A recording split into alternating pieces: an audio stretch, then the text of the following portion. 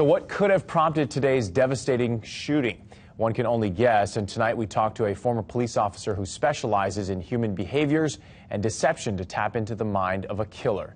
KITV4's Cam Tran looks into how shooters could have one thing in common. All the various facial expressions. Roger Strecker has spent the last 30 years studying human behavior.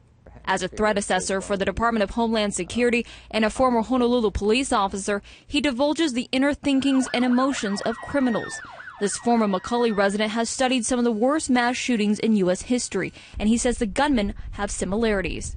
These individuals, were suffering from some level of mental illness and or a significant, crisis going on in their life, which was a stressor or trigger for them to cross over it. The most recent violence has occurred in places that are considered safe havens, like schools, shopping centers, and movie theaters.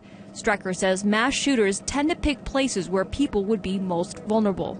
A lot of these active shooters, are victimize people that are non-confrontational to them, innocent victims. They become innocent victims, school-age children, people at movie theaters. The two facial blended expressions, which turn out to be anger and happiness. With his plethora of knowledge of criminal characteristics, this former federal agent now spends his time teaching companies and schools on how to pick up on warning signs and help them implement crisis management policies to avoid a tragedy. There are a lot of institutions now that are going in that direction, which I feel is a very, very positive.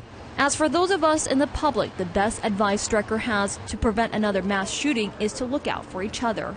The key aspect that everyone should be facilitating is situational awareness.